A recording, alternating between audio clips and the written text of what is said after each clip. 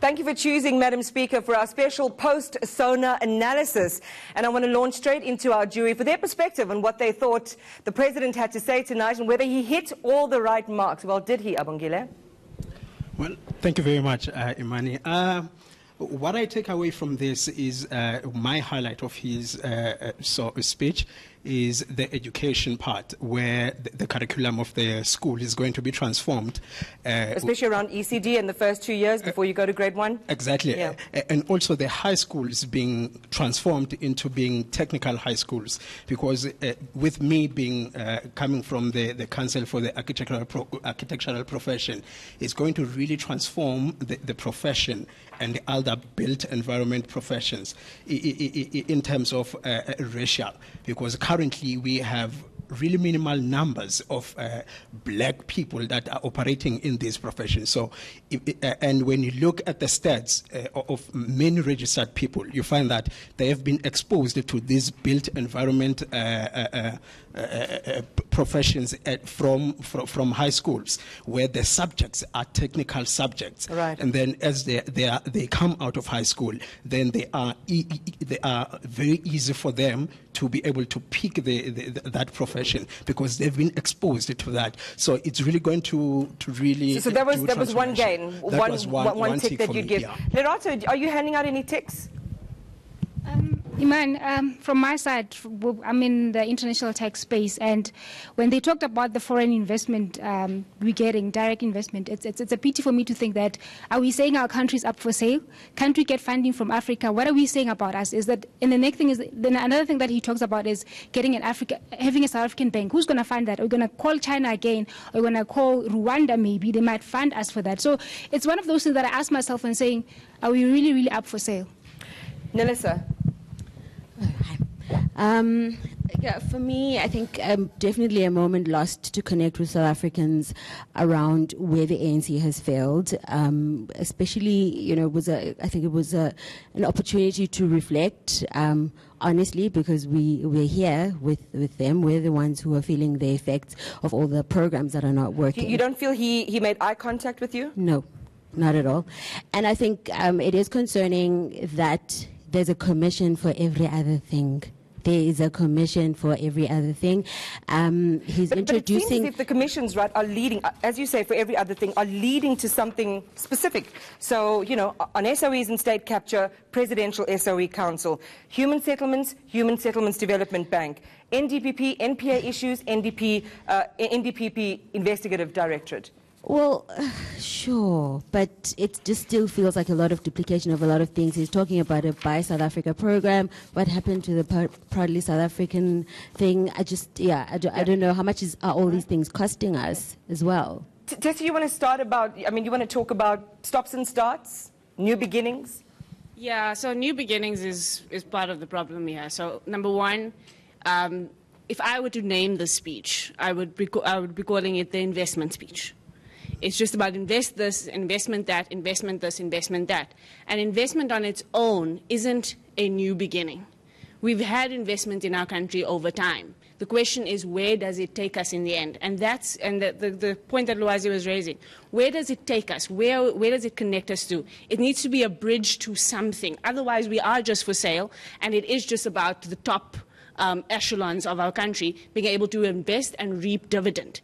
So if you don't connect investment to two things, one is the jobs question, but the second question is the social transformation question. So if we're going to be connecting investment to something, we need to be able to say tangibly. What about the YES program? So the YES program has been a failure. We know that the YES program has not delivered at all. It said 300,000 jobs last year. It's 6,000. No, and yeah, and 6,000 is actually even, we're not even sure what those jobs actually are and where they are. So things like that really are concerning because we're not seeing the end result, and he's not even telling us what the end result looks like.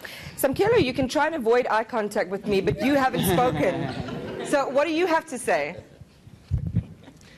Yeah, just to add on to Nelisa's point, I feel like he hasn't made eye contact with me. I'm part of the youth. I'm 23 years old. Yeah. And it has been a struggle to find the job that I currently have now. So it didn't feel as to me that he really spoke directly to me. He just made a bunch of promises. And it was like a copy and paste from last year to this year. Yeah. You're going to vote in this. I mean, maybe it's a personal question. You know, do you feel invested? Because I'm always interested when it comes to young people. Are you invested in the electoral process? Because these are speeches, right, that set the scene for why you should take part in this democracy. Not so much, because it never really seems to have a change, an impact on us, because it takes a really long time for things to happen on the ground. So. Anton, you as well, hiding there in the corner next to Lerato. Okay. So I feel the president didn't address the land reform issue adequately. Like, I don't know what's the plan. Like, what is going to happen with land? Like, is property rights still going to be a thing in the next 2 years? Like, it's very important for foreign investment that property rights are, like, well looked after. Well, let's look at land, right? So accelerated program of land reform, and that's to increase economic output and to also expand agricultural output. Then they've got policy and legislative interventions that are going to make more land available for agriculture. I think importantly, he's talked about the Constitutional Review Committee, the work that they have been doing, and he's also said that Didi Mabuza, the Deputy President, is going to lead an interministerial committee to fast-track land reform. Yeah. Still not covered? I don't know where like, I need the actual legislation. I want to know what's actually going to happen. Okay, and who hasn't had a turn? Labina? Yeah, there you go. You know, going back to what the president was talking about with regards to that 100 billion that is going to go into the infrastructure fund, yeah. And how he peered over the resuscitation of the Vaal River. And he made it seem as if that thing is a process that went and was done when there's actually nothing happening at the moment. So looking at stuff like that, as to say, if there is promise or investment in that, how is that going to be put into that when there is no work actually being done to resuscitate the river, which is operating, or rather is surrounded by mines and that are killing off farms around that area. So it's things like that to look into that. And also, I suppose, you know, for me, I'll be a believer when the taps in Guyana come on in the way that they ought to, and people in Hammanskraal start to get clean water after complaining for such a long time. You are the only silver lining in this whole panel. You are. Let's see what our panel has to say about something good. Yeah, I was really pleased to see the announcement around the National Social Security Fund. So that talks about a transition of all private pensions to a single fund with unemployment insurance. This is something we've been talking about for a long time within NEDLAC. So to have that announced officially in the Sona was something which I thought was a real concrete stake forward. Good. Okay. How do you... Those Patricia de Lille's there if you want good. But I just want to maybe touch on two key points, and this will just show. She had a nice Ethiopian outfit on. You know, I was told inspired. Never to comment on dress and weight when it comes to. I think just to show you the policy gaps, because sometimes people. One is not being a critic of the president or the ANC. One is being a critic of the fact that this is a country where we should not have poverty. There's one of my favorite academics always makes the point about South Africa. We neither have natural disaster or are we in wartime. This is a country which basically has so much abundance in it that it should be considered a sin if you find that you have young people that are unemployed. We have an inability to create industry. And one of the, if you go to Sona 2014, one of the points that touched on was agriculture. And this is a direct quote. We are hoping to create 1 million jobs by 2030. That sounds very reminiscent of what was happening now. So the question I only have to ask is, well, if the former guy you replaced was talking about 1 million jobs by 2030, what has been the stopgap? And this is the one that's also going to touch on the issue of the Vaal Dam, because that's where I come from. I'm from the Vaal itself. Yeah. There was this thing called performance agreements between the president, the minister, and deputy ministers. We know there have been reshuffles, but was these reshuffles political or was it based upon performance? Because each and every one of us here who's had the privilege, because that's what you can only say in South Africa when you're working, it's called a privilege, to be employed, we all have to go face our bosses. And we all have to give an account to what we've done.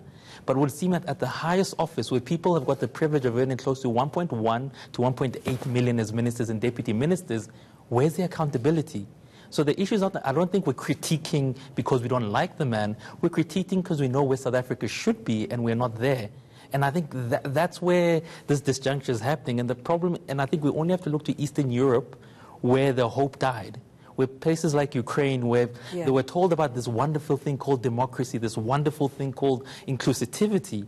But after 10 or 20 years, they started to ask, but wait, this only seems to be working for a certain class of people. And I don't think that's where we want to be as South Africa.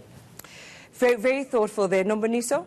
Look, I do think that whilst I have, problems with the speech, but I do think that actually it's a speech about work, about how government is going to work. So it is a serious speech. It's not just, I don't agree that it's just a rehashing. I think that the rehashing comes in because we have had, whether we like it or not, we have had a period of almost a decade where the state was not functioning. So in order to get the state back on track, you have processes that are reinvigorating, that are looking at renewal of public institutions, from your intelligence to NPA to SARS and all that. So the commissions, nobody in South Africa has actually said what is a better option, what is a better alternative to the commissions, because the commissions are leading up to something. Secondly, I think that one of the things that I'm keen to see how it develops, it's this identification of land parcels that are owned by the state, which are going to be redistributed to communities. Now, what would be important would be to say, what will be the criteria? Where is this land? How is it going to be redistributed? To ensure that land that is redistributed is, in the language of the Constitution, just and equitable. And finally, I'm excited by the focus on technology. I'm excited by actually trying to build an education system that responds and that is informed by the kind of development that we see in the world and in our country. But I want to say also that what would be interesting is to see how many members of the cabinet will be there, because if all of that happens, that Minister of Education, actually both Ministers of Education, definitely will be out of the job.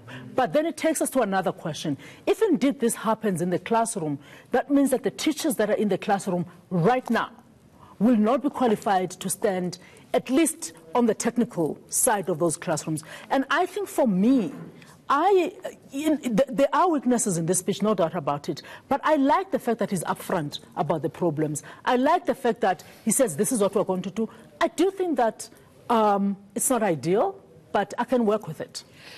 Well, towards the end of the program, because we're coming up to our last segment now, we're going to get a rating from our panel on the President's speech and his performance tonight. And our guests will give us their closing remarks on Sona 2019. This is Madam Speaker.